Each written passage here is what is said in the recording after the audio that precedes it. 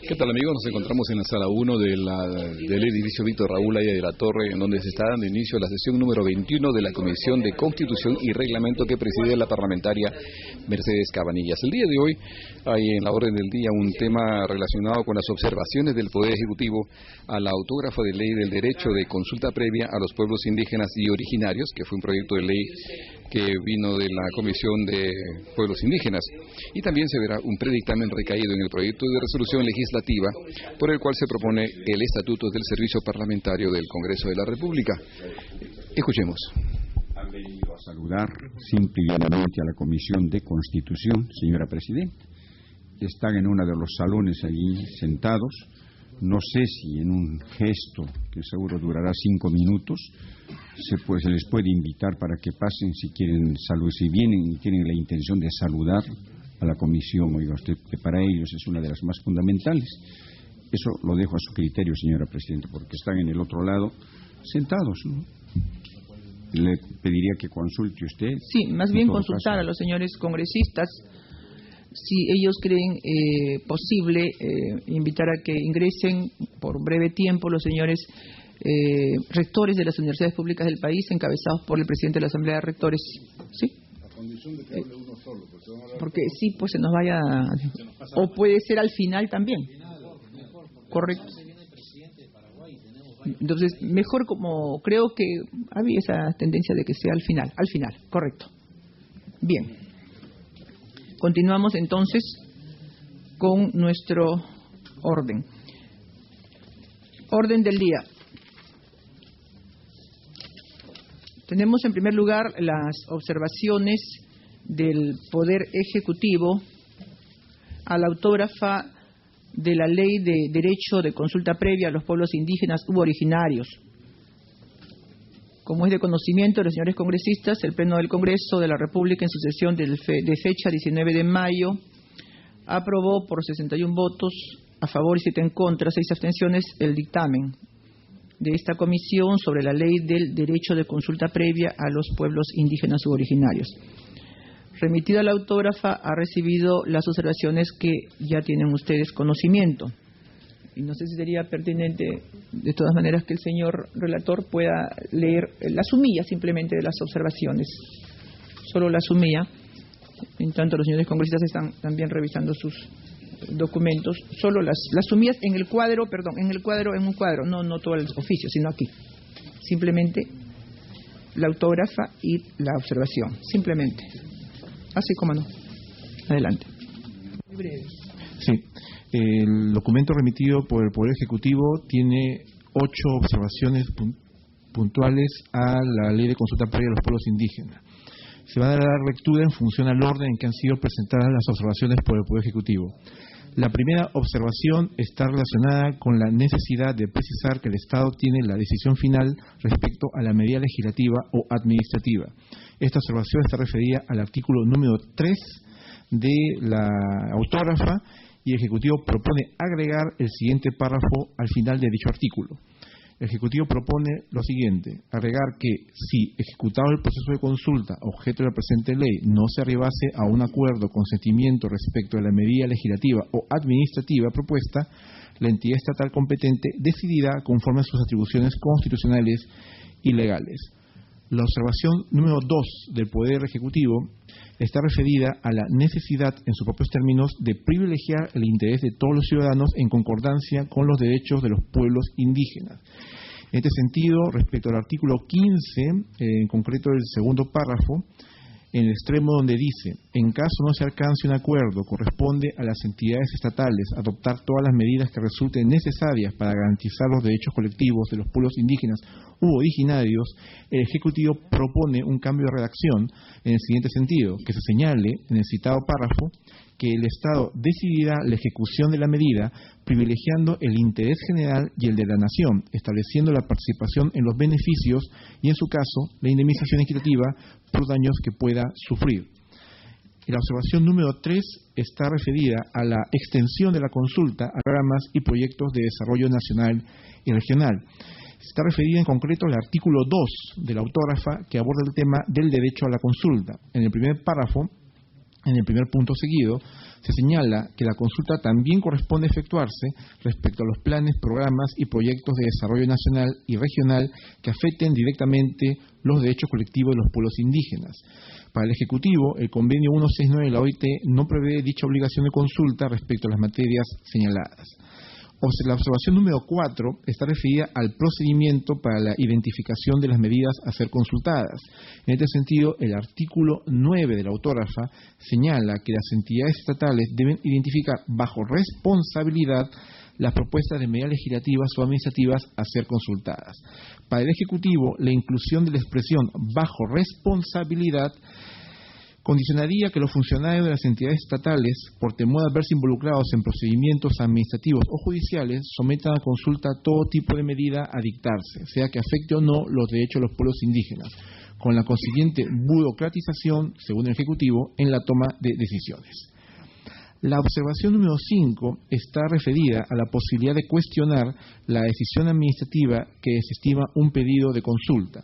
Está esta observación relacionada con el artículo 9 de la autógrafa en el último párrafo, donde se señala que en caso de la entidad estatal pertenezca al Poder Ejecutivo y desestime el pedido de las instituciones u organizaciones representativas de los pueblos indígenas, tal acto puede ser impugnado ante el órgano técnico especializado en materia indígena del Poder Ejecutivo. Agotada la vía administrativa ante este órgano, cabe acudir ante los órganos judiciales competentes. Para el Ejecutivo, no sería necesario señalar que la desestimación de un pedido de consulta pueda dar lugar a un reclamo administrativo judicial, pues cualquier persona o institución puede cuestionar cualquier decisión administrativa. Además, señala el Ejecutivo su temor que lo señalado en la autógrafa se interprete como la creación de un nuevo procedimiento de impugnación que paralice los procesos administrativos de evaluación y aprobación de los estudios de impacto ambiental. La observación número 6 está referida a la extensión de la consulta a las comunidades campesinas y la necesidad de precisar el territorio de los pueblos indígenas a los cuales procede la consulta. Esta observación está referida al artículo 7 de la autógrafa. En el artículo 7 de la autógrafa se mencionan los criterios objetivos y subjetivos para identificar a un colectivo como pueblo indígena. Y luego de señalarse esos criterios, se señala lo siguiente, que las comunidades campesinas o andinas y las comunidades nativas o pueblos amazónicos podrán ser identificados también como pueblos indígenas o originarios conforme a los criterios señalados en el presente artículo. El Ejecutivo observa que la autógrafa haya previsto la posibilidad de que las comunidades campesinas puedan ser consideradas como pueblos indígenas y, en consecuencia, ser titulares del derecho de consulta. Además, considera que la ley debe establecer claramente la diferencia entre los territorios de propiedad pública en la Amazonía y las áreas asignadas en propiedad a las comunidades nativas, 12 millones de hectáreas, dado que es sobre estas últimas que procede la consulta. La observación 7 está referida a la representación de los pueblos indígenas. Se observa el artículo 6. El Ejecutivo señala que debe precisarse en dicho artículo un mecanismo que garantice la legitimidad de los representantes de los pueblos indígenas u originarios que participen en la consulta. Al respecto, muestra su temor que por la dispersión y lejanía de estos pueblos, su representación pueda ser asumida por una minoría o un solo grupo. Por ello, considera como imprescindible que el criterio básico de representatividad y legitimidad sea establecido y verificado por la Oficina Nacional de Procesos Electorales, OMPE. Finalmente, en la observación número 8, el Ejecutivo plantea precisar el segundo párrafo del artículo 15 de la autógrafa, en el que se hace mención a el acuerdo entre el Estado y los pueblos indígenas u originarios. El Ejecutivo propone agregar en este texto, en este párrafo en concreto, el acuerdo suscrito en el acta de consulta entre el Estado y los pueblos indígenas. Ese agregado suscrito en el acta de consulta es lo que el Ejecutivo plantea en su octava y última observación. Bien. Señores congresistas, yo ofrezco la palabra a los señores que deseen intervenir sobre este tema. Con todo gusto. Congresista Javier Bedoya. Gracias, señora presidenta. Procuraré hacer una muy apretada síntesis de mis puntos de vista en torno a las observaciones presidenciales. La primera de ellas, para dejarnos de preámbulos, es referida a que el Estado no puede renunciar al ius imperium, ¿verdad? Pondría la dispersión del carácter unitario y soberano de la República. En otras palabras, lo que el Ejecutivo está planteando es que en la ley se establezca que las comunidades que son objeto de la consulta no tienen derecho de veto. Está en la misma línea de lo que sostuvimos en este mismo salón, señora presidenta, y así fue aprobada por esta comisión, en donde el texto que de aquí salió contenía una expresión que decía, en su artículo 3, la consulta no otorga a los pueblos indígenas u originarios derecho a veto. A mí me sorprendió cuando en el curso del debate en el hemiciclo, en fin, los arreglos políticos, en fin, las conversaciones entre diferentes colectividades originó que la bancada prista accediera a eliminar esta referencia, cosa que me sorprendió porque al inicio del debate me acuerdo que el señor Vargas, vocero del partido aprista, me dijo, me preguntó si nosotros manteníamos nuestro punto de vista expresado en el seno de esta comisión, y yo le manifesté que sí. Magnífico, me dijo, nosotros también no podemos acceder a que se elimine eso porque no puede haber derecho a veto. Y el argumento que esgrimí, tanto en el hemiciclo como previamente aquí en la comisión, es que la propia Constitución establece que el Perú es un Estado unitario, descentralizado pero unitario, y establecer el derecho de veto a una comunidad implica, señora presidenta, darle cierto grado de soberanía a las comunidades y que puedan paralizar al Estado. O sea, que el Estado no tenga autoridad para ejecutar planes nacionales o ejecutar algún tipo de acto administrativo o legislativo si es que alguna comunidad dice que no. Eso es inaudito. No podemos permitir un Estado entre otro Estado. En torno a este primer punto, presidenta, el Ejecutivo formula una propuesta. Yo no tengo inconveniente con esa propuesta, pero creo que también podríamos perfectamente salvar el inconveniente restableciendo el texto que fue aprobado acá, en el artículo 3, que es lo que se eliminó en el debate en el hemiciclo. O sea, restituyéndose la expresión, la consulta no otorga a los pueblos indígenas u originarios derecho a veto. La segunda observación presidencial va estrechamente ligada a la primera, porque allí dice que debe preverse expresamente la posibilidad de que el Estado pueda adoptar una decisión que no esté conforme con la opinión de los consultados sin perjuicio de una indemnización a su favor. Asimismo, señala que en la autógrafa debe precisarse cuándo es obligatorio que se realice la consulta y con qué destinatarios. Como he manifestado, esto que en el cual el Ejecutivo propone se haga un añadido en la redacción del segundo párrafo del artículo 15 de la ley, va estrechamente ligado con lo que acabo de expresar respecto a la primera observación, ¿verdad? O sea, si se enfatiza en el artículo 3 que no se reconoce el derecho a veto a los pueblos indígenas, ya queda innecesario o deviene innecesario la propuesta que el Ejecutivo está sugiriendo. Y respecto a que la autógrafa no señala cuándo y con qué destinatarios debe llevarse a cabo la consulta, somos de la opinión que el artículo 9 de la autógrafa recoge prácticamente lo mismo que esboza el convenio 169, esto es, que la consulta procede cuando se trata de medidas legislativas o administrativas que afecten directamente los derechos colectivos de los pueblos indígenas u originarios. Por esto, no compartimos la opinión del Ejecutivo, creemos que la observación que formula deviene en innecesaria porque ya está contemplada. La tercera observación, señora presidenta, es en el sentido que el convenio 169 no prevé la obligación de consulta respecto de los planes, programas y proyectos de desarrollo nacional y regional, que fue un añadido que, si mal no recuerdo, introdujo en el debate la congresista Marisol Espinosa.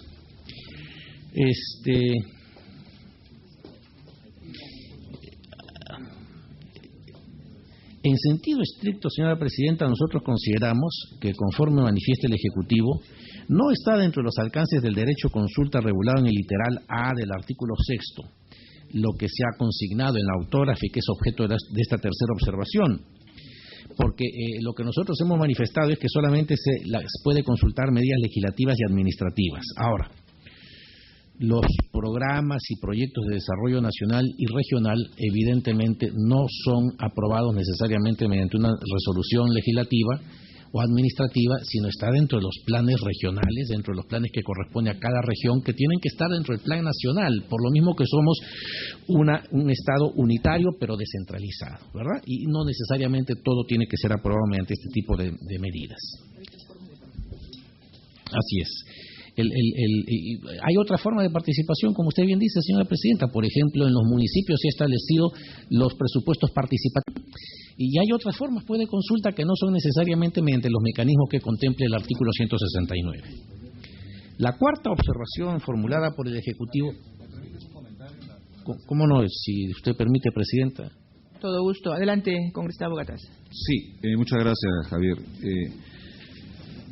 El artículo 7º del convenio, el cual el Perú es signatario, el convenio 169 de la OIT, establece que dichos pueblos, se refiere a los pueblos originarios, deberán participar en la formulación, aplicación y evaluación de los planes y programas de desarrollo nacional y regional susceptibles de afectarles directamente.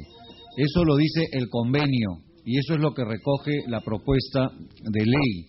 Entonces, si aquí estamos en contra del convenio, lo que se debería de plantear es denunciar el convenio y retirarnos del convenio 169 de la OIT.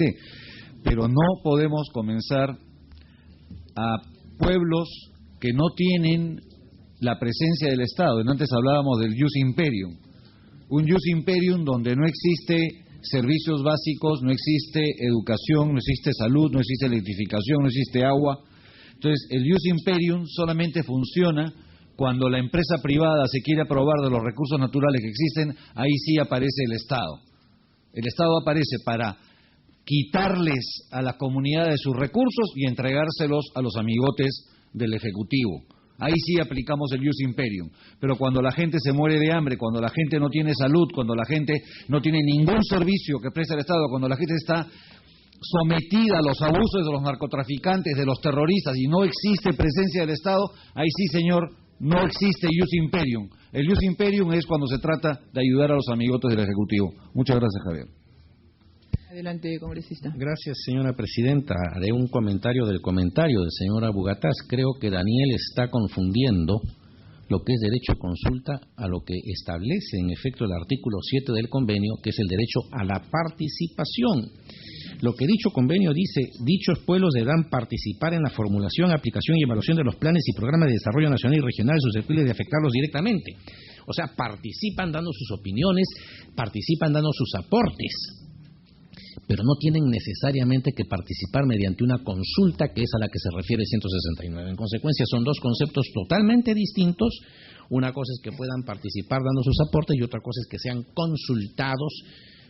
La participación puede ser a través de sus directivos, mientras que la consulta tiene que comprender al universo de los miembros de una comunidad. Entonces, son dos conceptos distintos, señora Presidenta.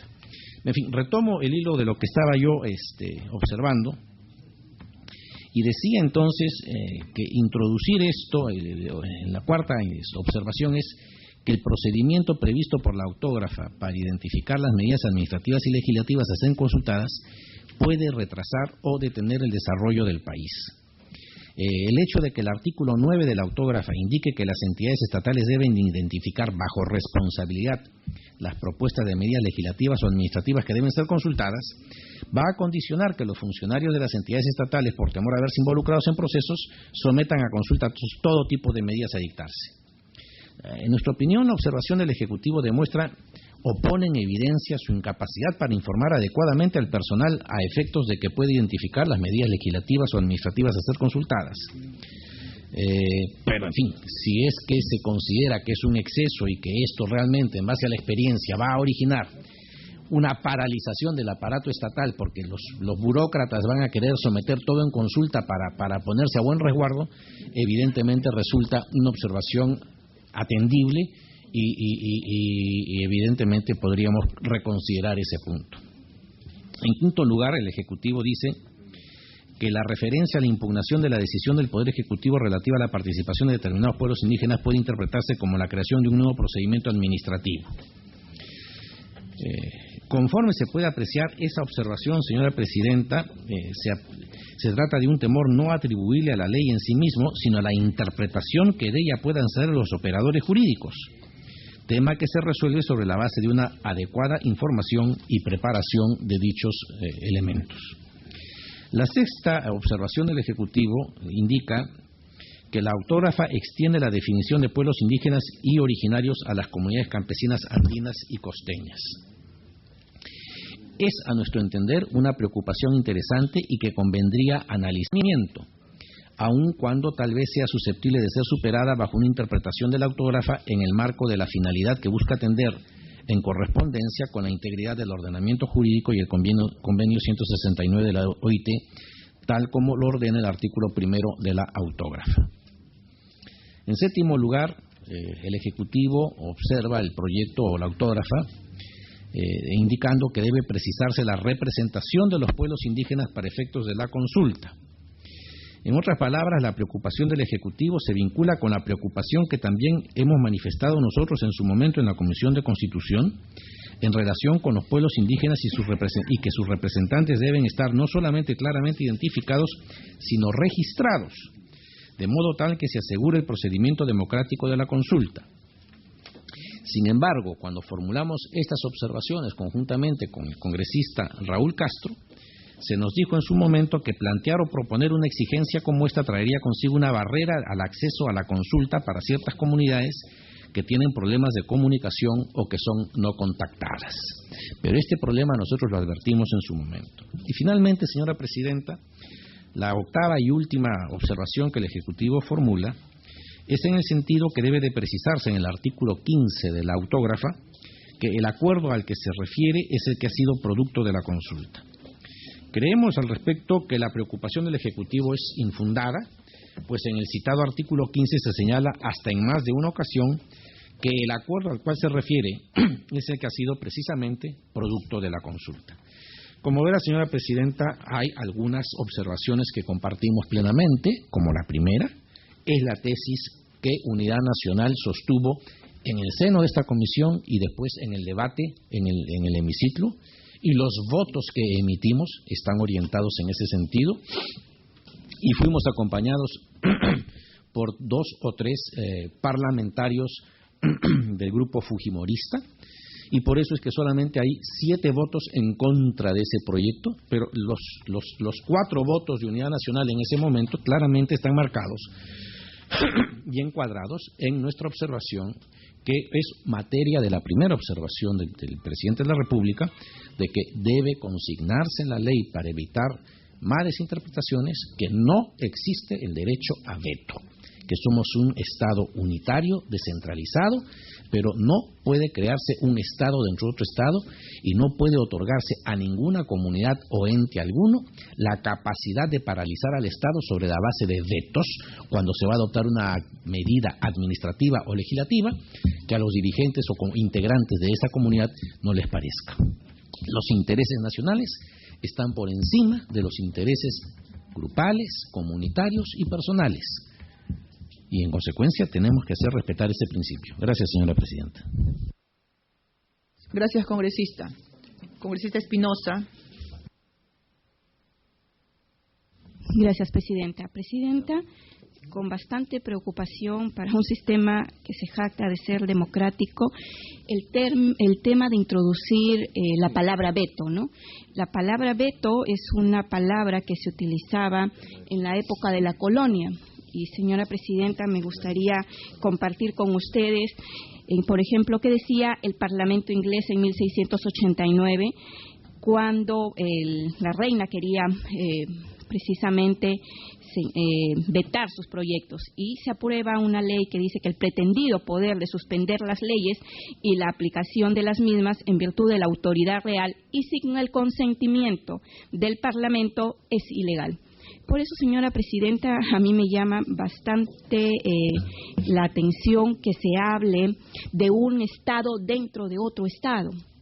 Señores, aquí estamos hablando de derechos, no estamos hablando de estados dentro de otro Estado, estamos hablando de derechos que tiene una comunidad indígena, un pueblo amazónico, un pueblo originario, un pueblo de las comunidades campesinas de la sierra, a decidir su modelo de desarrollo. Lamentablemente, señora Presidenta, el gobierno no entiende qué significa derechos de los pueblos. Y lo hemos visto en el caso de Bagua, lo vemos ahora en el tema del derrame del río Marañón, lo vemos en el caso de Doerrán. Es un tema histórico que arrastra el Perú precisamente por no considerar a sus ciudadanos. Los gobiernos, cuando ejercen el poder de gobierno, se atribuyen también de decidir por encima de los derechos de los ciudadanos, Y contra esto hay que luchar, señora presidenta. Y es por eso que la ley que se había aprobado de la consulta previa iba en esa línea, en dejar que el poder lo siga también teniendo el pueblo. ¿Acaso el pueblo no puede decidir que está tan cerca de esa zona que le va a contaminar? ¿No puede decidir qué le va a afectar? Claro que sí. Y, señora presidenta, yo sí traigo una jurisprudencia de un pueblo indígena de Saramaca, cuando el pueblo es precisamente su derecho vulnerado por el Estado, por el gobierno, no por el Estado, porque el Estado lo forman todos los ciudadanos, incluido el gobierno. Estamos hablando del gobierno. En la Corte, ¿cómo se pronuncia la Corte Interamericana de Derechos Humanos? Se señala que cuando se trate de planes de desarrollo o de inversión a gran escala que tendrían un mayor impacto dentro del territorio Saramaca, el Estado tiene la obligación no solo de consultar a los saramacas, sino también de obtener el consentimiento libre, informado y previo de esto según sus costumbres y sus tradiciones. Señora presidenta, es lamentable que acá todavía estemos discutiendo si es un poder del gobierno, si es un poder de los pueblos. El tema del veto es un término que ni siquiera se debería utilizar, porque es un término utilizado de las épocas coloniales, donde no existían derechos para los ciudadanos, y por eso se intenta cambiar. Hace 15 años existe el convenio 169. ¿Por qué y para qué? Para cambiar, señora presidenta, precisamente los modelos históricos de decisiones.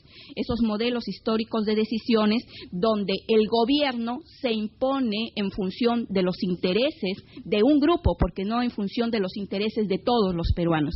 Y, señora presidenta, yo quisiera también señalar aquí la recomendación del relator de Naciones Unidas el 15 de julio del 2009, que él señala que lamenta que muchas situaciones del debate sobre el deber de celebrar consultas y el principio conexo del consentimiento libre, previo e informado se haya planteado en torno a si los pueblos indígenas tienen o no un poder de veto que pueden esgrimir para detener los proyectos de desarrollo. El relator especial considera que plantear de esa manera el debate no se ajusta al espíritu ni al carácter de los principios de consulta y consentimiento según se han desarrollado en las normas internacionales de derechos humanos y se han incorporado en la declaración. Por lo tanto, señora presidenta, hablar de derecho a veto no solamente es anacrónico, antidemocrático, sino que vulnera fundamentalmente el convenio 169 de la OIT, porque no lo considera, no lo incluye, por lo tanto, no debería considerarse. En segundo lugar, señora presidenta, la preocupación que teníamos está vinculado a que de ninguna manera introducir la idea de veto confundiéndola con el tema de consentimiento. Por lo tanto, la redacción usada también está señalada. Se miente cuando se dice que va a haber un Estado dentro de otro Estado. No olvidemos que el artículo 3 y el artículo 15 de la ley aprobada aquí reserva al Estado la decisión final cuando no existe acuerdo. O sea, es totalmente falso que se diga que se trata de un Estado dentro de otro Estado. ¿Por qué? Porque la decisión final todavía se la reserva el Estado. Entonces, señora presidenta, se hacen planteamientos no solamente anacrónicos, sino falsos. En segundo lugar, respecto a la segunda observación sobre el planteamiento de priorizar el bien común y de indemnizar a los pueblos indígenas por los daños que puedan sufrir, debemos de reconocer no solamente el tema de los derechos de las comunidades indígenas, sino que fundamentalmente se trata, señora presidenta, de incluir a quienes históricamente no han sido considerados en este tipo de decisiones del Estado a través de la consulta previa. Respecto al artículo, a la tercera observación, podemos entender que la idea de excluir de la consulta los planes, programas y proyectos es totalmente errado. ¿Por qué? Porque ya lo ha señalado el congresista Bugatás, eso está incluido tal cual lo considera el convenio 169 de la OIT, y señalar que no se pueden hacer modificaciones, en todo caso tendrían que denunciar el convenio. Entonces nosotros planteamos, señora presidenta, que aquí no hay tampoco nada que observar, es tal cual que recoge 69 de la OIT, reconoce los planes y programas de desarrollo. En el artículo 7.2 se comprenden también a los proyectos especiales de desarrollo y también está incluido en el convenio 169 de la OIT. En la observación cuarta, para eliminar el artículo 9 del proyecto de ley aprobado por el Congreso, el término bajo responsabilidad. Señora Presidenta, los funcionarios públicos tienen la obligación de cumplir la ley. Por lo tanto, están bajo responsabilidad. Y cabe recordar también, señora Presidenta, que ese término está incluido en todo lo que se refiere a derecho administrativo. Entonces, no se está introduciendo algo que no esté definido dentro de las tareas o funciones de un funcionario público. Respecto a la quinta observación, que señala implementar el proceso de consulta, crearía un nuevo procedimiento administrativo para impugnar las decisiones de los órganos del Ejecutivo. Lo cual también es falso, señora Presidenta, porque se trata simple y sencillamente de adecuar los procedimientos a un tema de consulta.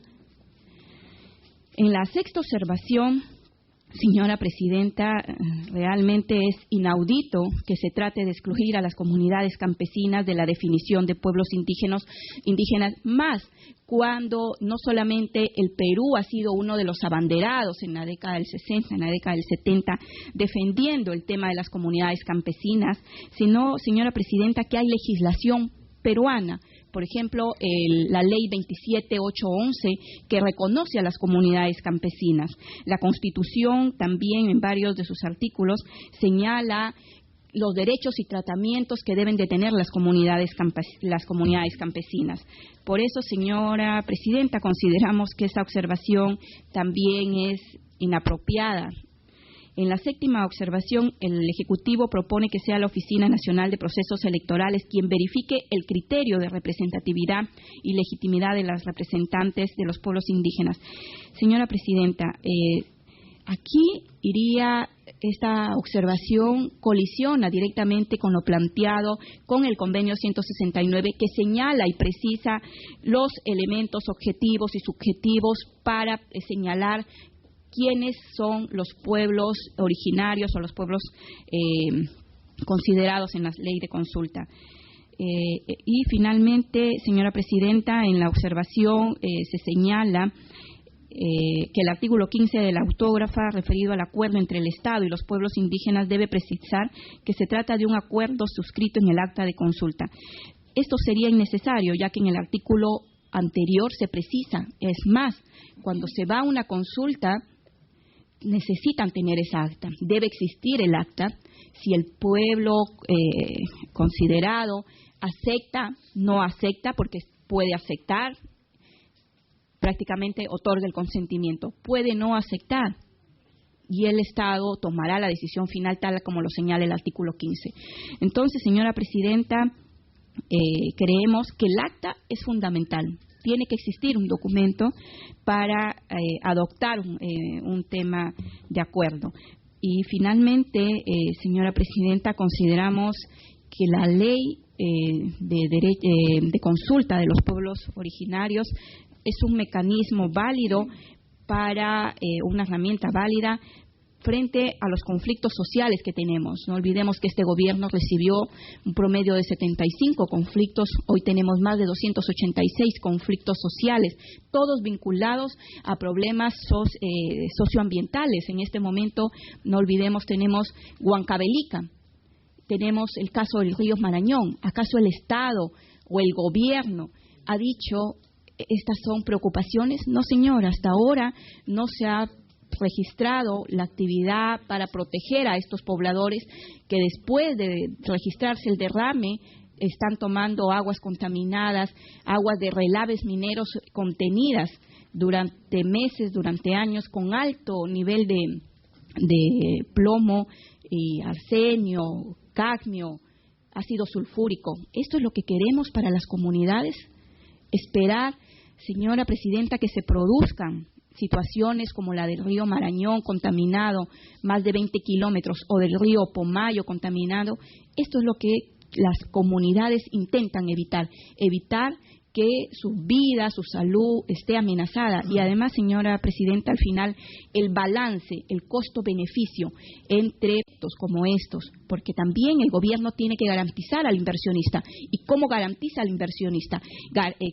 Garantizando precisamente que en las comunidades donde van a existir proyectos de desarrollo no surjan conflictos sociales. Y para que no surjan conflictos sociales, tiene que tener precisamente la aceptación de la población.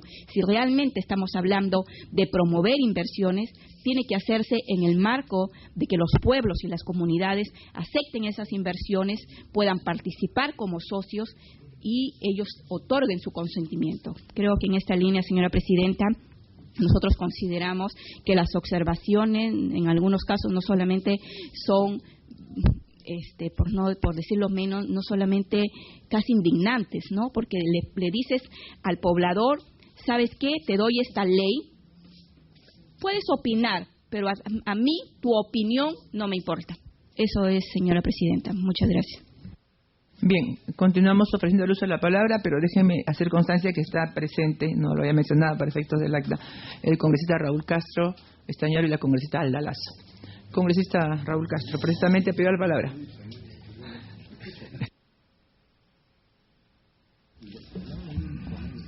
Presidenta, hace poco menos de una semana se presentó en un programa de televisión, periodístico de televisión por cable, se presentó un conocido antropólogo, me parece que fue de la Universidad de Berlín, un hombre que ha trabajado durante casi 40 años el tema de las comunidades y de los pueblos nativos y originarios. Y se presentó también una letrada que conoce muy bien el tema del convenio 169. Y este profesor, al que estoy tratando de ubicar,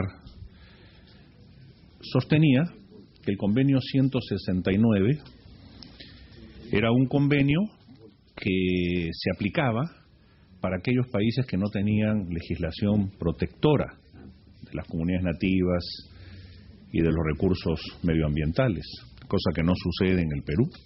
En el Perú hay abundante legislación sobre esta materia y reciente y moderna legislación. Presidenta, este experto, un hombre de aproximadamente unos 70 años, señalaba que llevar adelante la aprobación de una norma como esta, que nosotros comentamos en su oportunidad en esta comisión, era simple y llanamente desarticular, descuartizar el país. Y él, como un estudioso y un conocedor de la antropología nacional, citaba que existen en el Perú más de 7.000 comunidades que para cualquier plan de desarrollo, para cualquier tipo de obra que se debiera hacer, debía consultarse. Y eso fue precisamente lo que nosotros señalamos acá, Presidenta, en esta comisión, cuando decíamos que la comunidad de pescadores de Huacho o de Chorrillos, de repente, tenía que ser consultada para efectos de aplicar determinadas obras o determinados planes de desarrollo. Y esto simple y llanamente constituía una desarticulación de lo que significa un Estado unitario y una democracia que quiere reconocerse a sí mismo como un proceso de maduración acompañada de un proceso de modernización y de generación de recursos que permiten atender a las zonas del país que durante tantos años han estado desatendidas, es verdad. Pero que aquí, Presidenta, lo que se pretende es confundir a la opinión pública con una serie de reclamos de naturaleza reivindicativa que también podrían, por ejemplo, predicar los limeños. Presidenta, Lima, que es una ciudad de 8 o 9 millones de habitantes, consume agua que tiene metales pesados. Los problemas de contaminación no solamente son en el interior del país, claro que los existen, pero son fundamentalmente también de la capital de la ciudad. Problemas de contaminación inmensos en la capital de la ciudad. o en la capital del Perú, en la ciudad de Lima. Presidenta, aquí se ha comentado el tema del derecho de veto y parece ser que se está hundiendo o se pretende confundir, porque en el fondo lo que se está desconociendo, Presidenta, y por eso no he cedido la interrupción todavía, porque creo que se debe primero escuchar el fondo de lo que estamos sustentando, es una impugnación directa del sistema de representación y del sistema del Estado descentralizado, Presidenta. La Constitución de la República establece que el Perú es un país descentralizado y que las regiones tienen autonomía para establecer sus planes de desarrollo y que en las regiones hay autoridades que tienen que consultar a sus pueblos. ¿Cuántas consultas más tiene que hacer el Estado, Presidenta? ¿Acaso el gobierno regional de Amazonas no tiene como fuente, no tiene primero representantes nativos originarios en el gobierno regional? ¿Acaso el gobierno regional de Amazonas no tiene como pueblo componente de la región un 40 o un 50% de pueblos originarios? ¿Y ellos no participan en el gobierno regional, Presidenta?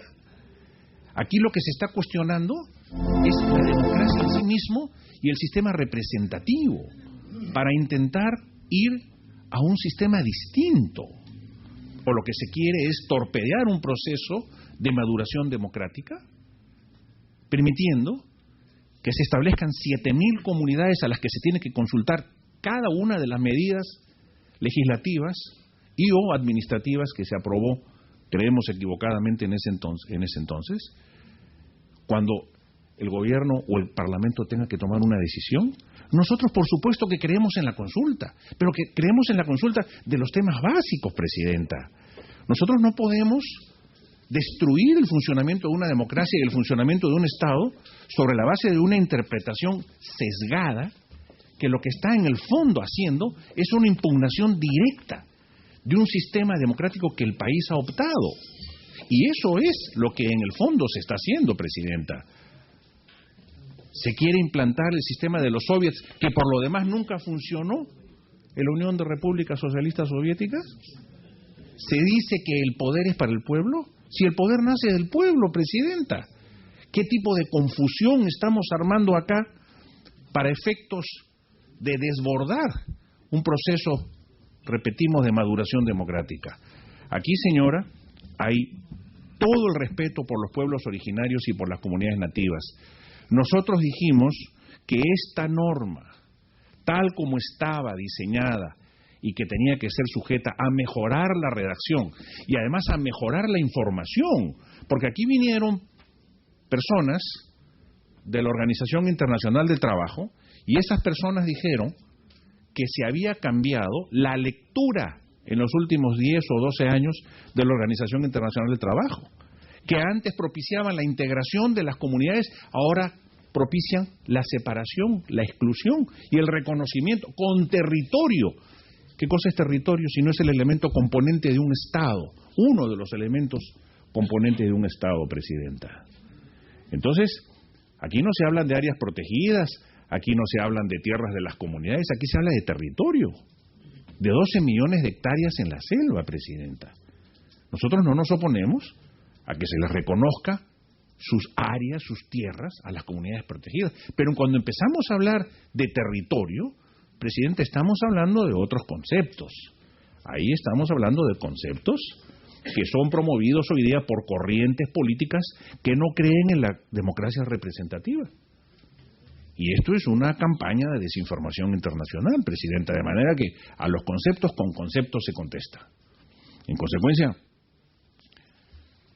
Presidenta, nosotros creemos que aquí falta información, que aquí hay que traer a ese experto de la Universidad de Berlín para que informe a esta comisión, informe al Congreso, informe al Ejecutivo y informe al pueblo exactamente cuáles son las medidas que hay que tomar si es que esto no encuentra un cauce razonable de discusión.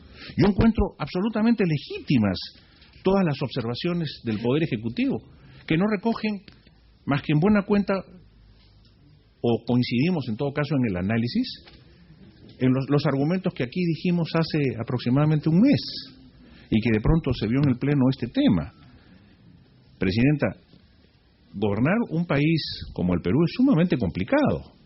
Dijimos en esa oportunidad que una de las gracias del país era precisamente su mestizaje. Mestizaje en el que también participan los pueblos originarios. Pero si esa es precisamente una de las grandezas del Perú y una de las grandezas que nos separa de otros países que sí han tenido políticas mucho más discriminatorias y mucho más abusivas de lo que ha existido en el Perú. No pretendemos en modo alguno discriminación, pero tampoco queremos discriminación a la inversa, porque con el mismo criterio, Presidenta, puede empezar a surgir grupos de población que digan mañana a mí también se me consulta la ley. Entonces, ¿dónde queda los gobiernos regionales? ¿Dónde queda la democracia representativa?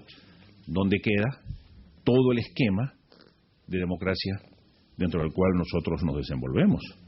Presidenta, la ley tal como está redactada es un cuestionamiento general, absurdo y radical del sistema democrático.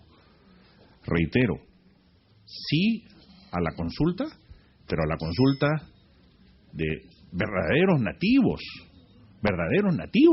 que no se me diga que una persona que ha estudiado en Europa, que ha regresado después de 5 años, sigue teniendo la naturaleza de nativo. Yo entiendo que pertenezca a un pueblo, claro que sí, como todos pertenecemos a un pueblo, y sentimos amor por nuestros orígenes, y sentimos tal vez orgullo por nuestras raíces, eso está muy bien, pero los nativos, Presidenta, son aquellas personas que conservan un modo de vida que no ha interactuado con lo que es la realidad del Perú hoy. Y resulta que hoy día en el Perú, de acuerdo a las definiciones de esta norma, 7.000 comunidades, de acuerdo a lo que decía el profesor Alemán, tendrían que ser consultados. Entonces resulta que en el Perú todos son nativos, Presidenta. Consecuencia, mucho cuidado. Yo lo que pido es que se haga sesiones de la Comisión de Constitución, que se cite expertos, antropólogos, sociólogos, que planteen esta materia, tal como se planteó en este programa televisivo que he relatado, donde se observó el punto de vista letrado, desde un ángulo de una organización internacional que, por cierto, tiene una visión política también de las cosas y además una visión que no puede ser especial para el Perú, sino que en términos generales responde quizás a una inquietud muy justificada, muy bien, pero que es universal, pero que en buena cuenta tiene que revisarse de acuerdo a las realidades concretas del país. Son entonces dos cosas importantes. Primero, la necesidad de información, Presidenta, y segundo, el cuestionamiento de fondo que hay en esta materia con la ley tal como está redactada. Muchas gracias. Gracias, congresista Raúl Castro. El congresista Santiago Fujimori ha pedido la palabra.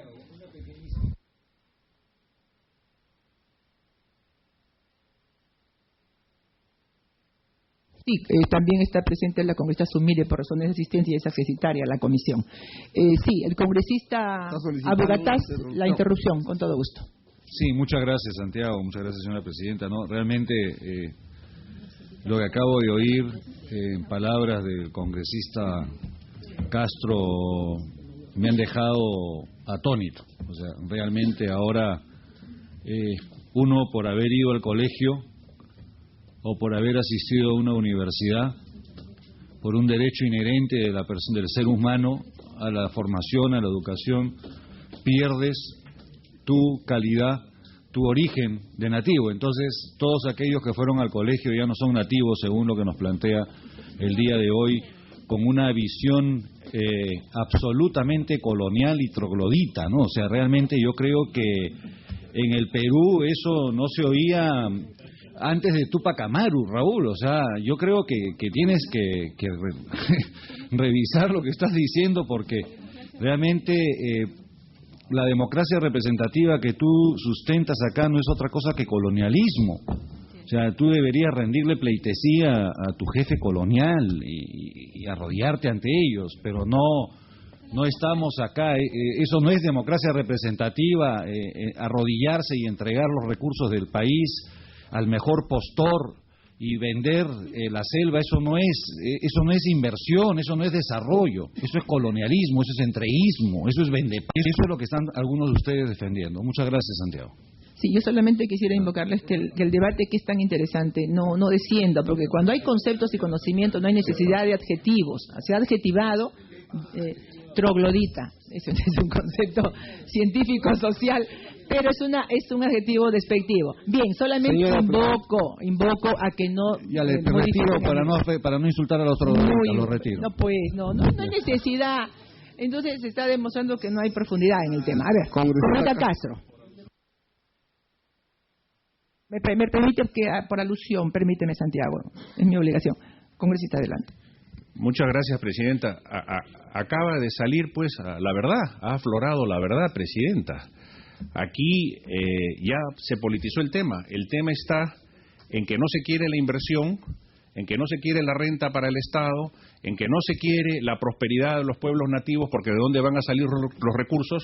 Lo que se quiere es que continúe la tala ilegal de la madera, lo que se quiere es que continúe la minería informal, lo que se quiere es que continúe la informalidad generalizada en todo el país, el caos, porque la vieja táctica marxista, Presidenta, de hacer que las contradicciones se agudicen, es lo que se quiere para destruir el sistema democrático, Presidenta.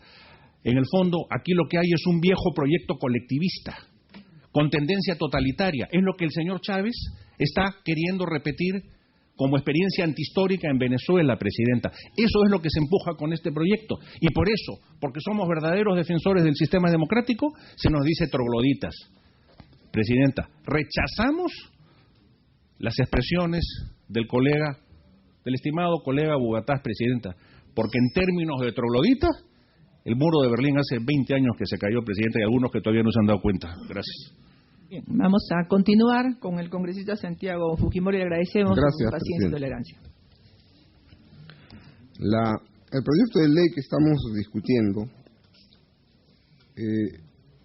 pretende aplicar el convenio de la OIT del 169. Por lo tanto, primero tenemos que entender ¿qué establece el convenio 169? Básicamente, se dice que la presente ley se interpreta de conformidad con las obligaciones establecidas en el convenio 169. Entonces, la primera pregunta que debemos hacernos es, ¿cuáles son las obligaciones? Presidenta, el congresista Bedoya me pide una interrupción. Gracias, presidente. Disculpe, sí. Y al congresista Fujimori. Lo que pasa es que escucho la marcha de banderas y eso me indica que el presidente del Paraguay está llegando. Y estábamos un poco invitados. No sé si este es un tema que creo que no se va a agotar hoy. De repente podríamos, no sé, lo dejo a su criterio, presidente, levantar la sesión o suspenderla. Bien, sí, señor congresista, ya me lo habían dicho algunos señores congresistas, estamos todos invitados. Vamos, permíteme, si tú Santiago, tú estás en plena intervención, si me permites que suspendamos la sesión y reanudarla luego, o nos citamos especialmente, porque el tema está ya entrando a profundidad, es muy importante terminar de tocarlo. Sí, cómo no.